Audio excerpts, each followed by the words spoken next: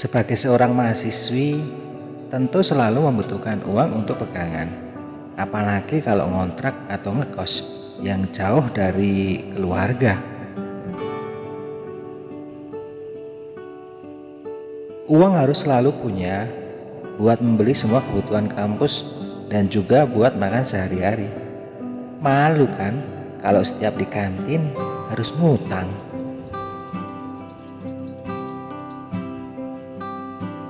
Namun hal biasa saat tidak ada uang, pinjam ke teman atau ngebon dulu. Aku pun harus memutar otak supaya punya uang yang cukup. Apalagi kiriman dari orang tua selalu tidak cukup setiap bulannya. Aku kasihan kalau harus minta tambah ke orang tua. Mereka sudah banting tulang untuk membiayai aku kuliah.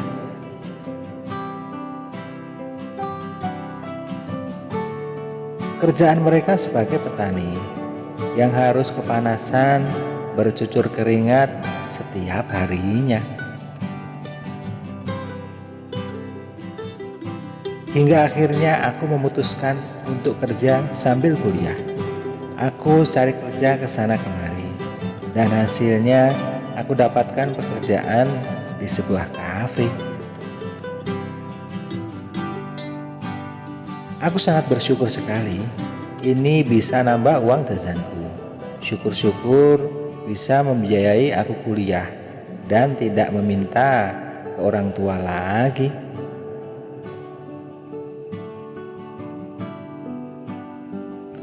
Perkenalkan, namaku Lisya, usiaku 20 tahun. Aku tinggal di kota Medan sejak 2018. Saat ini aku sedang kuliah. Aku memiliki badan cukup ideal dengan tinggi 170 cm dan berat 45 kg.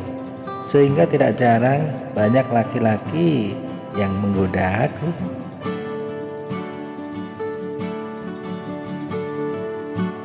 Untuk mencukupi kebutuhan sehari-hariku, selain berkuliah, aku juga bekerja sebagai barista di sebuah kafe di dekat kontrakanku yang jaraknya tidak terlalu jauh. Aku biasanya bekerja mulai pukul 5 sore sampai pukul 10 malam. Di kafe itu, aku memiliki seorang bos. Sebut saja Pak Andi. Dia adalah seorang duda yang belum memiliki anak. Usianya sekitar 35 tahunan. Hari itu seperti biasanya, setelah jam kuliah selesai, aku langsung berangkat kerja. Dan hari itu hujan gerimis rintik-rintik.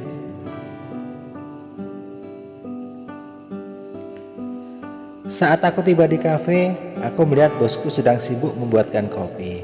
Kebetulan pada hari itu banyak sekali pelanggan yang datang ke kafe, baik itu untuk berteduh dari hujan maupun untuk nongkrong.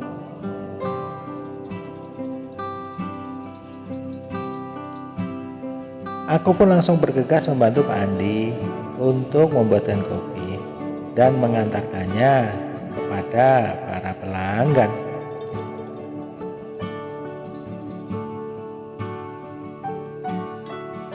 Pada saat itu aku melihat Pak Andi sangat kelelahan karena dia sendirian yang membuat kopi dari pagi, dan yang bekerja di kafe tersebut hanya aku seorang.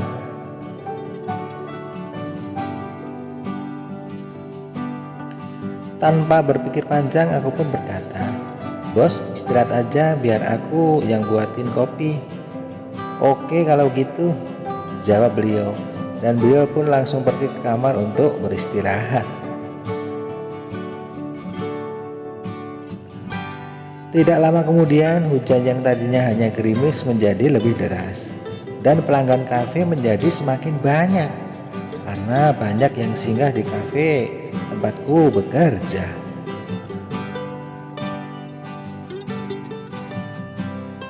Aku pun menjadi kerepotan membuatkan kopi sendirian yang jumlahnya cukup banyak.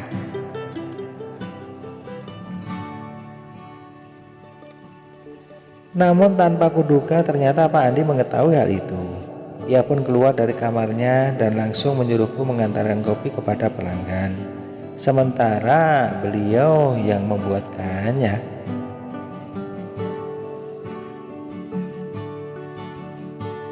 Hujan tak kunjung reda, pesanan pun cukup banyak, dan aku pun kewalahan untuk melayani pesanan.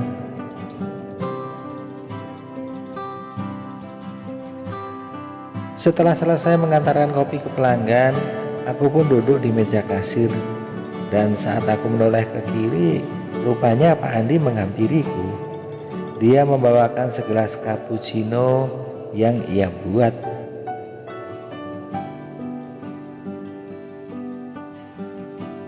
Dia pun memberikan segelas cappuccino itu kepadaku dan sambil berkata, "Lisa, kamu minum dulu biar hangat badan kamu.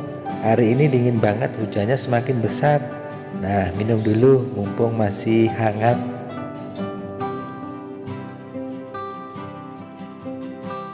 Tanpa berpikir panjang, aku pun mengambil cappuccino yang ia berikan dan meneguknya sedikit.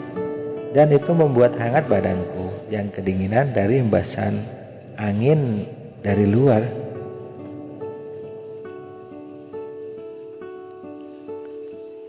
Pak Andi pun mengetahui bahwa aku belum makan, karena setelah dari kampus aku langsung berangkat kerja. Dia pun bertanya, "Lisa, mau makan apa? Bapak mau pesan nasi goreng nih ke Bang Gojek."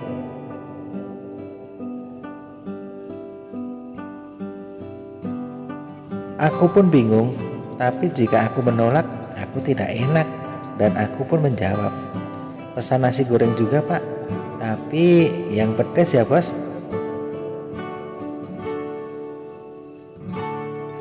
Tidak lama kemudian pesanan kami pun datang, dan aku pun langsung memakan nasi goreng itu. Kebetulan aku memang belum makan dari tadi siang.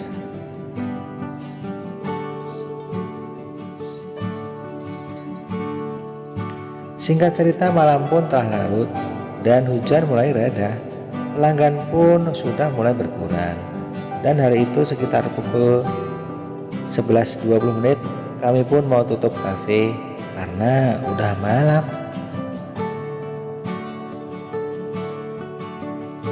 Setelah selesai beres dan menutup kafe, ternyata hujan yang tadinya cuman kecil ternyata kembali deras.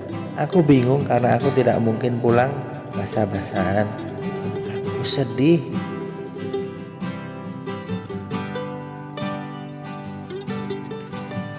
Dalam sedihku tiba-tiba Pak Andi menepuk pundakku dan berkata, "Sudah nginep aja, di sini ada kamar daripada kamu sakit." Mendengar hal itu aku bingung. Lantas aku mengiyakan ajakannya.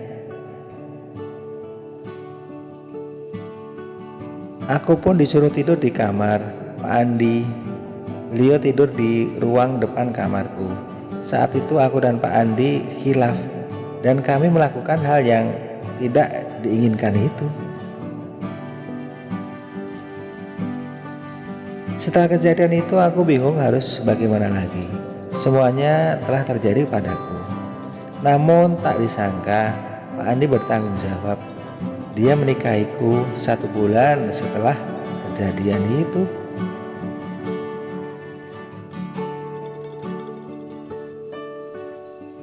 Dan saat ini kami sudah dikaruniai 1 orang anak. Dan kami pindah ke kota Palembang, membangun usaha di Palembang yang lebih besar.